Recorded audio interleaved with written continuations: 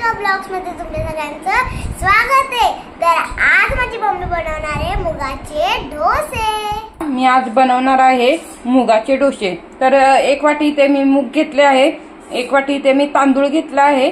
तर हे आपल्याला बारीक करायचं आहे आणि हे बारीक करून हे दोन्ही पण आपल्याला एकत्र बारीक करायचं आहे।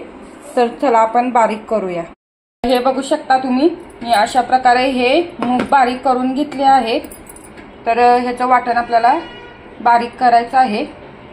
प्रमाणे आपल्याला हे तांदूळ सुद्धा असे बारीक करून घ्यायचे आहेत। तर अशा प्रमाणे हे आपलं तांदूळ पण असं बारीक करून घेतलं आहे। तर इथे बघा, हे मी मुगाचं पहिलं हे बारीक केलेलं ह्याच्यामध्येच आपल्याला हे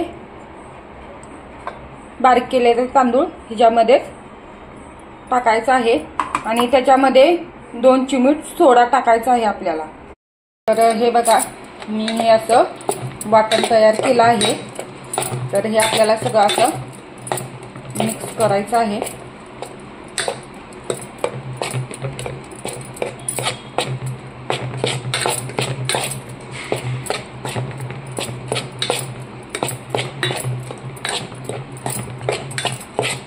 आणि हे 1 तास आपल्याला असं ठेवून द्यायचं आहे। नंतर आपण ह्याचे डोसे काढणार आहोत। मी इथं ओल्या खोबऱ्याची चटणी बनवली आहे। तर मी इथं ओलं खोबरं घेतलं होतं, ते बारीक करून घेतलं। त्यामध्ये भाजकी चण्याची डाळ, हिरवी मिरची आणि थोडीशी कोथिंबीर घातली आहे। तर आता ही मी मिक्सर मधून बारीक करून घेतली आहे। आता आपण ह्याला तडका देऊया। इथे मी टोप ठेवला आहे, तेल पण आपलं चांगलं गरम झालं आहे। तर त्यामध्ये कढीपत्ता आणि मोहरीची मी फोडणी देणार आहे। तर हे बघा, मी चांगला मस्त असा तडका देत आहे।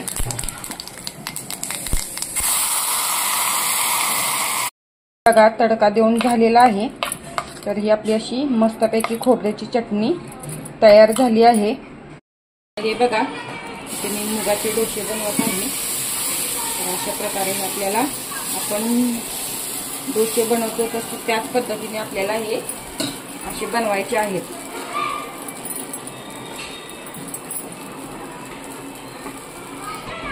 तर हे बघा, अशा प्रकारे आपले मुगाचे डोसे होतात। हे बघा, मुगाचे डोसे तयार आहेत। तर हे तुम्ही बघू शकता, असे मऊ जाळीदार असे डोसे बनलेले आहेत। तर कसे वाटले तुम्हाला कमेंट मध्ये नक्की सांगा। आणि ह्याच्याबरोबर मी खोबऱ्याची चटणी बनवली आहे।